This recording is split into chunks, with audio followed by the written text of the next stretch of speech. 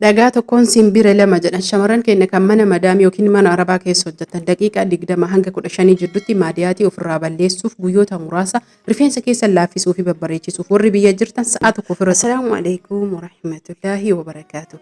Ashama harka fuunee Oromoo koo guutuu jirra jirtu amantiif kutaan osoo waliin qoodin.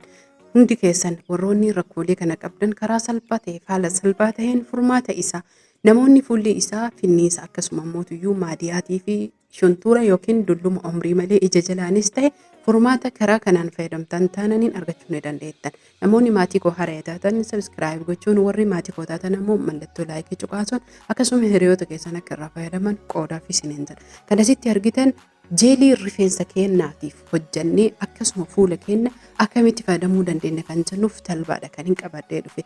Talbaan biyya keenya keessatti kan baratamee fi walumaa galatti faayidaa guddaa kan qabuu fi pirootiinii olaanaadha. Talbaan garaa keenya kan goge yookiin rakkoolee mar'imaanis tahee miidhama gadaamessa akkasuma ammoo garaa miidhamallee ittiin sukkuumuun ni danda'ama. Kana jechuun karaa tokkoon jechuudha miti. Karaan hundaatuyyuu garaagarummaa hedduu dhibbarraa dhibbatti qaba. Karaan gara gogiinsa itti fayyadamnus akkasuma karaan sukkuumaa yookiin miidhamaa ittiin deebisnus ta'e akkasuma karaan rifeensa ittiin laaffisuuf fi ittiin dheeressuun akkasuma karaan fuulaa iskiraappii qaamaas ta'e iskiraappii rifeensaa hunda isaatuyyuu dabareedhaan isin viidiyoo ilaala. Garuu har'a kan hin qabadhee dhufe waan lama qofaaf fuula keenyaa fi rifeensa keenya karaa kamii fi akkaataa kamiin itti fayyadamuu dandeenya kan jedhu karaa salphaa ta'een maankaa 3 jechuun rifeensa bakka takkatti fayyadamuu henna jechuudha. Talbaa maankaa 3 dhiyeeffannee akkasuma dhiqnee yookiin ammoo meeshaalee gingilchasaa ta'uun dhimbiibbaa mana keenya keessatti waan akka shaayii ittiin dhimbiibnu yookiin hin beektan jedhee yaada kana san isinitti himuu osoo hin tahin walumaa galatti waan hiyyaasne dhimbiibna irraa bishaan lollaana jechuudha. Itti aansuun ammoo karaa tokko keessaa irra caalaa filatamaa isinii hima. Talbaa ibiddarra danfisuu caalaa kan irra faayidaa guddaa irraa argannuu fi akkasuma ammoo karaa faayidaa sirriitti qabuun filatamaan tahe karaa kana. Talbaa maankaa 3 dhiyeeffannee ergaa bishaan irraa dhiqannee jennee bishaan danfifnee bishaan danfaa san talbaa sanitti yookiin meeshaa talbaa itti naqannee sahnii haa ta'uu distii haa ta'uu waan barbaadan haa ta'u jechuudha. Bishaan danfaa itti naqnee ukkaamsine yookiin cufnee afaan isaa osoo sa'aa 6 keenne yookiin ammoo galgala waan kana goonee ganama dibanne yookiin ganama waan kana goonee galgala dibanne irra filatamaadha. Hubaddaa sirriitti talbaa namoonni yeroo fayyadaman ibiddarra danfisanii affeelanii achi jalaa jeelii kan baasanidha. Jeeliin affeeltee fi akkasumatti ammoo osoo affeeliin bishaan oowwisteellee tokko jechuudha. Hubadhaa bishaan oowwaa kan jedhu oowwaa nama gubnisan osoo hin tahin bishaan sirriitti danfaa tahe yookiin ammoo talbaa bishaan danfaa bishaan qabbanaa'aatti naqnee ibiddarra keenne yoo talbaa fi bishaan sun waliin oo'ee takkitti ol gargaaruuf inni jedhee ibidda jala dhaamsine qadaannee kenna jechuudha. Hangam kenna warri jettanii gaafii isinitti taheef ammoo sa'a 6 haa ta'uu sa'a 12 haa ta'uu rakkoon qabu galgala itti naqadhu ganama yoo barbaadde jeelii jalaa baafadhu akkaataan fayyadama isaa erga haala kanaan cufnee distiin illee ni kurrii keenya itti cufnee kennee jennee ammoo jeeliin isa jalaa hin bahaa jeelii san dhimbiibnee jalaa baasna. Jeelicha san rifeensa keenya wajjitti zayitii hinnaa akkasuma killee fi walumaa galatti waan walitti makamee rifeensa keenyaaf dibannu yookiin yeroo hunda dibannutti maynee dibanna jechuudha. Sa'a 4 yoo xiqqaate yookiin ammoo galgala dibannee ganama ofirraa dhiqu yookiin ganama dibannee galgala ofirraa dhiqu. Kana jechuun kiyya sa'aatii meeqa ganama mee fakkeenya ciree booda yoo dibattan akka biyya keenyatti sa'a 3 yoo dibattan sa'a 3 sanitti yoo dibattan yookaan 3 san dhumarra waan dibattaniif sa'aatii 4 5 6 7 8 zuhrii yookiin ammoo laaqana booda sa'a 9 osoo asiriyyuu dursitanii dhiqattanii isin sa'a 6 ofirra tursiiftan jechuudha. Namni keenya ganama dibadhaatii galgala dhiqadhaa yoo jedhe ganama obboroo fajrii yookiin ammoo sa'a 10-11 dibatee waan galgala magriibaa akkasii miti sa'a 6 rifeensa keessanii irra tursiiftan isiniif ga'a. Hirriballee yogguu raftan bara yeroo raftan sayyoo dibattanii jettan isin sa'a 6 nama akkam sirriitti rafutu keessattuu shamarran keenya warri biyyaan baa jiru kun sa'a 5 4 3 irra caalan isaanii karafan jechuudha. Nu hundi kennaan beeyna nama muraasatu sa'a 6 7 8 rafa.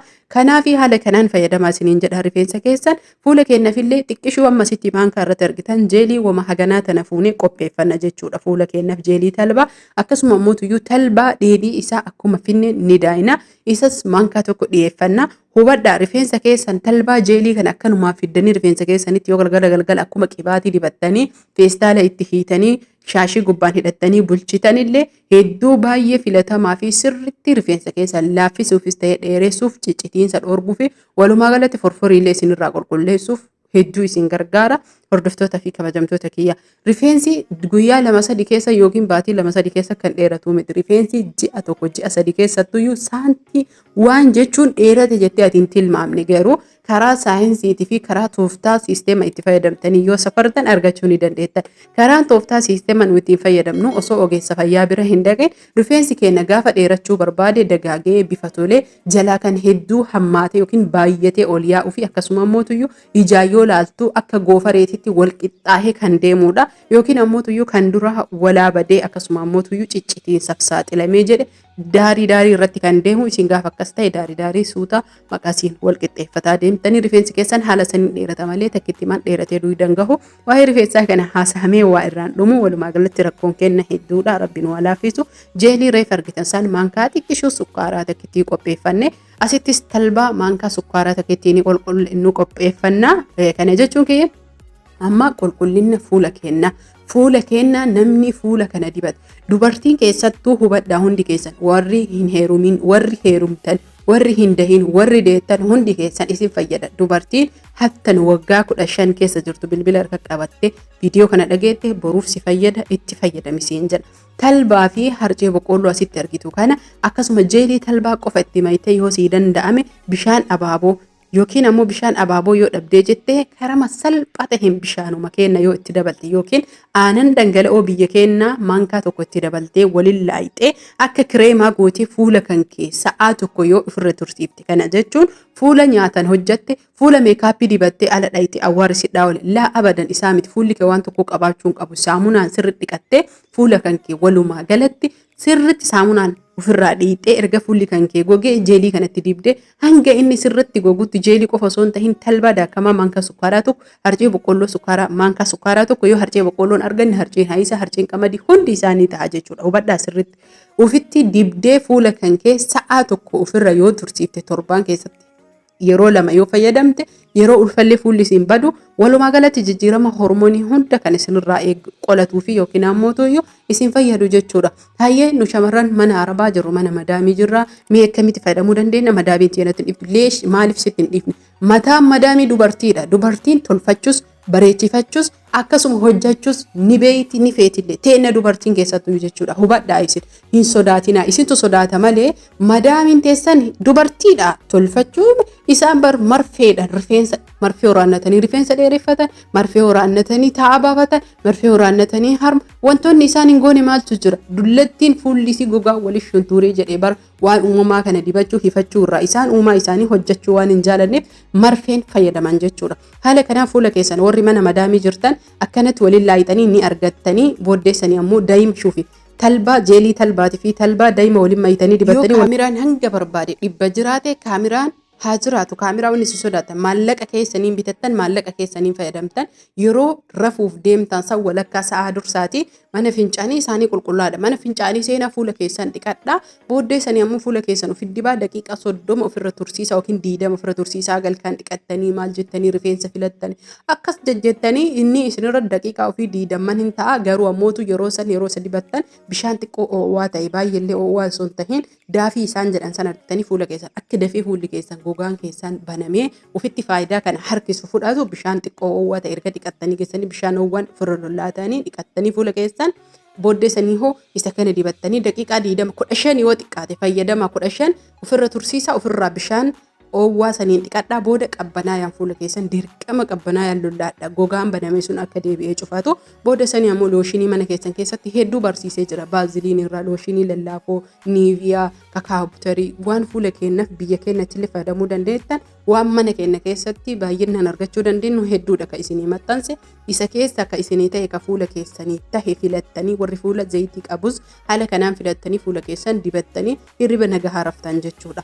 Ganama kaatanii saamunaan fuula keessan kireema yookiin looshinii fuula keessan dibattan ofirraa dhiitanii guyyaa osoo waan tokkollee hin dibatin ooltan yoo nama nyaata godhuu fi nyaata yeroo hedduu aduun ala argu yookiin aduun arabaa kun baay'ee fuula namaa gubdii argu taatan ammoo looshinii aduu jechuudha. Kan aduu nurraa ittisu isinii maxxansee jira. Isa mana yaalaa faarmaasii irraa bitamu kan daa'immanis yoo dibatte rakkoo tokko irraan hin geenye jechuudha. Kanaaf haala kanaan fayyadama. Shamarran keenya warri talbaa harcee boqqolloo argachuu hin dandeenye harcee haayisaa itti dabalaa. Warri biyya jirtanis bishaan abaaboo argachuu hin dandeettan aanan yookiin daa'ima akkasuma bishaan uumamaa kadhuu danka mana keessanii itti dabaltanii dibachuu hin dagatinaa isiniin jedha. Hundi keessan karaa kanaan fayyadamuuf hiriyoota keessaniillee akkasuma sheer godhaa waliif dabarsaa isiniin jedha. Rifeensas tahee fuula keenya akkasuma mootuyyuu qaama keenyaaf jettanii nam tokkollee hin sodaatina. Madaamiin arabaa yookiin arabdoonni nama dalaysiistu nama maallaqa kana humna kenna fayyaa kenna sa'aatii kenna yeroo kenna jechuudha. Gammachuu kenna waan hunda nu maallaqaan gurgurataa jirra isinii galee kana jechuun kee hojjannee maallaqa fuudhu walumaa galatti hamilee kenna guutuu kennine maallaqa jeetakkaa fuuna maallaqni sunis hin barakatu gaafa isin dhibamtanii waan tokko taatan madaamiin halkan takka ofirra isin bulchutu asila nurra duutee gumaan nu galchiti gumaan nutti gala jedhanii Yoosuuf irra nama baasan jechuudha. Haala kanaan hundi keessan itti fayyadamuun nagaatti naa jira. Dhanga viidiyoo biraatii walitti deebinu.